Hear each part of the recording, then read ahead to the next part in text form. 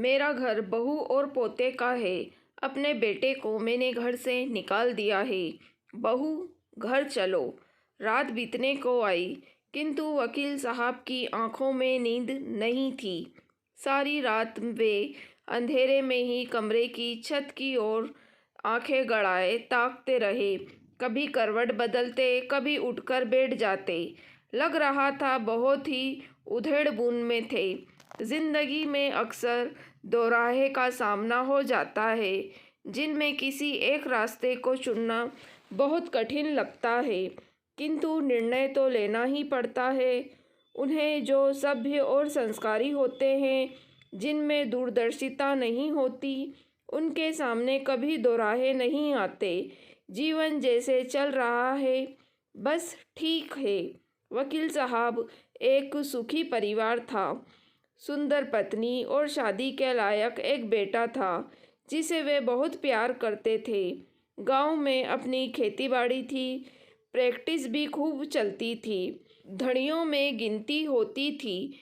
उनकी महल जैसा घर और नए घर में नए मॉडल की 2 गाड़ियां थीं, एक उनके लिए और दूसरी उनके सपुत्र के लिए। वकील साहब दिन भर किताबों में उलझे रहते। बेटे की देखरेख का सारा भार उनकी पत्नी का था। नवाबों की तरह वह पल रहा था। जब भी पैसों की ज़रूरत होती, माँ इनकार नहीं करती, बेटे से सख्ती नहीं कर पाती थी। नतीजा यह रहा कि वह बिगड़ेल नवाब के रूप में जाने लगा। किसी तरह से उसमें ग्रेजुएशन तक की पढ़ाई की थी। आकर्षण, ढील ढोल, घुंघराले बाल, गोरा चिट्टा था। बचपन से कभी अभाव नहीं था, इसलिए पैसे को पानी की तरह बहाता था। गुस्सा तो नाक पर ही रहता। जब वह किसी तरह की कोई नौकरी में नहीं जा सका तो वकील साहब ने बिजनेस में लगा दिया। यह वह सफल हुआ, क्योंकि उस बिजनेस में दबंग की ही ज़रूरत थी। इतने धानी मानी घर में अपनी बेटी को देने के लिए कई पिता उत्सुक थे। खूब रिश्ते आने लगे। अंत में हर प्रकार से जिए योग्य समझा गया वह निहारिका थी। लड़की की सारी खूबियों से सुभूषित, अर्थात लंबी, गोरी, घर के कामकाज में निपुण, सुशील और आज्ञाकारिणी, सभी खुश थे। वकील साहब की पत्नी बड़े ही शौक से शादी की खरीदारियां कर रही थी। निश्चित समय पर विवाह संपन्न हुआ। घर में खूब रौनक आ गई।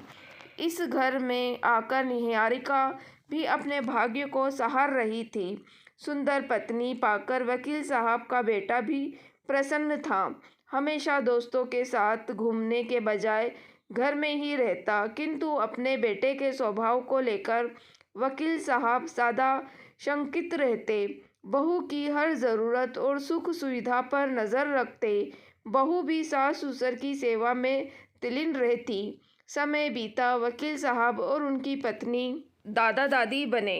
पोते को गोद में ले फूले न समाते थे। दिन बीतने लगे। एक दिन वही हुआ जिसका डर था।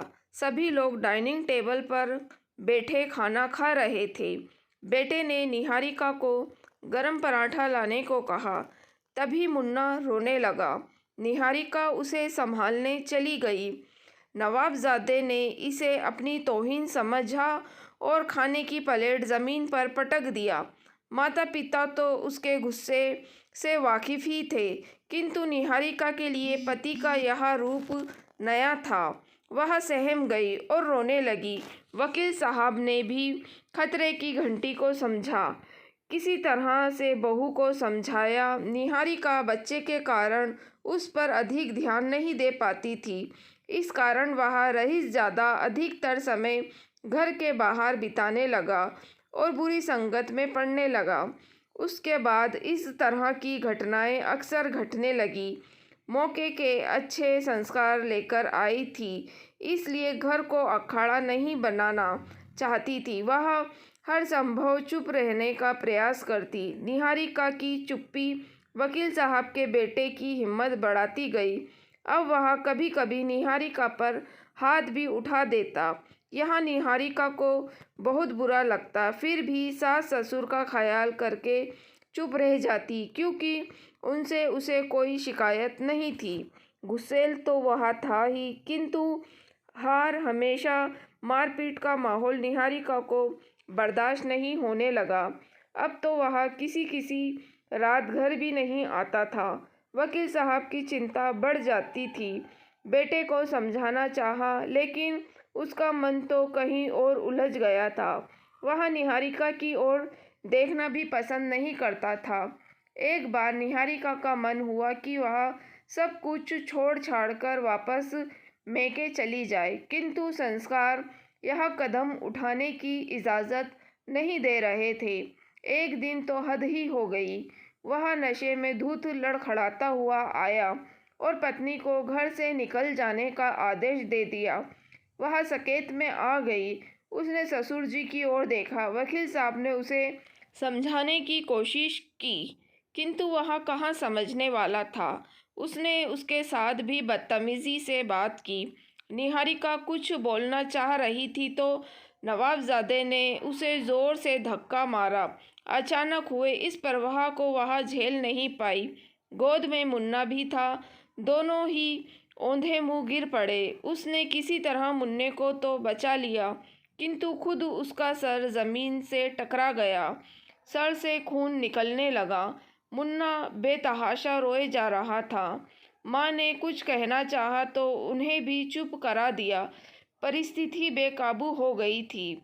वकील साहब बेटे की इस हरकत से बहू के सामने शर्मिंदगी महसूस कर रहे थे। समय पर बेटे पर अंकुश न लगाने का परिणाम सामने था। उन्होंने डॉक्टर को बुलाया और बहू की मरहम पट्टी करवाई। डॉक्टर ने उन्होंने झूठ बोल दिया कि वह सीढ़ियों से गिर गई है। अभी तक निहारिका ने अपने मायके में कुछ नहीं बताया था। वह पढ़ी लिखी लड़की थी। जहाँ तक हो सका उसने सहनशीलता दिखाई, किंतु कब तक, यह सवाल उसके जहन में बार बार उठने लगे। मुन्ना के भविष्य का सवाल भी सामने था। आखिरकार उसने घर छोड़ने का फैसला ले लिया। अश्रुपूरित नज़रों से अपने सास ससुर से विदाई ली। वकील साहब के पास कहने के लिए कोई शब्द ही नहीं थे। निहारिका पिता के घर के दरवाजे पर खड़ी थी। उसे विश्वास था कि पिताजी उसका साथ देंगे। कांपते हाथों से उसने कम बेल बजाया। दरवाज़ा पिता ने ही खोला। बेटी के सर पर बंधी पट्टी देखकर उनका कलेजा मुंह को आ गया। अनुभवी आदमी थे, पल भर में ही सारा माजरा समझ गए। बेटी को गले से लगा लिया। पिता का स्नेहशील स्पर्श पाते ही वह फूट पड़ी। उसने रोते रोते सब कुछ बताया। पिता ने निर्णय सुना दिया कि अब वह उस हैवान के पास वापस नहीं जाएगी। इधर सारी दुनिया के लिए लड़ने वाले वकील साहब को अचानक सामने दोराहे नजर आने लगा। एक तरफ बेटा था तथा दूसरी ओर बहू और पोता।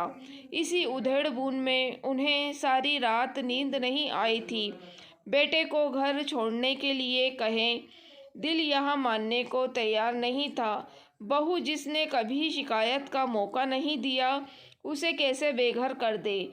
उनका दिमाग काम नहीं कर रहा था। बहुत सोच विचार कर उन्होंने फैसला ले लिया।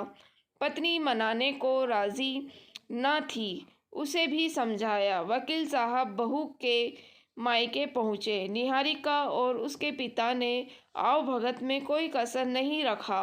वकील साहब ने कहा, बहू घर चलने के लिए तैयार हो जाओ। निहारिका ने पिता की ओर देखा।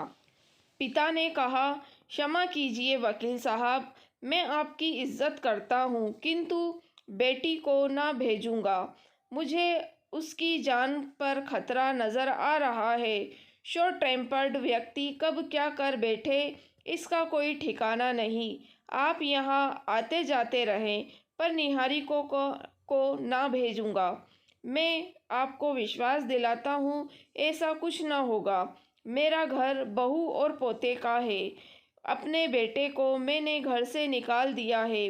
निहारिका सम्मान के साथ वहाँ रहेगी।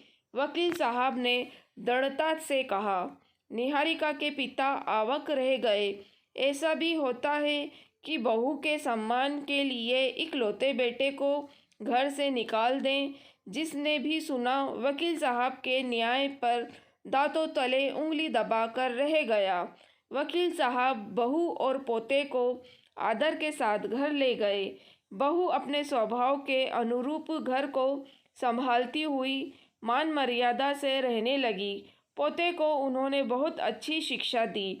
अब वह एक ऊंचे पद पर कार्यरत था। एक बार वकील साहब के बेटे ने घर आने की कोशिश की, किंतु पिता से दो टूक जवाब सुनकर वापस लौट गया। धीरे धीरे वकील साहब का शरीर वृद्धावस्था की ओर बढ़ रहा था। निहारिका और मुन्ना जी जान से उनकी सेवा करते। कभी किसी भी काम के लिए उन्हें दोबारा नहीं बोलना पड़ता। वकील साहब की पत्नी बेटे के लिए दुखी रहती थी, पर बहू और पोते से उन्हें कोई शिकायत नहीं थी। समय बीता, मौत आनी थी आई। वकील साहब का निधन हो गया।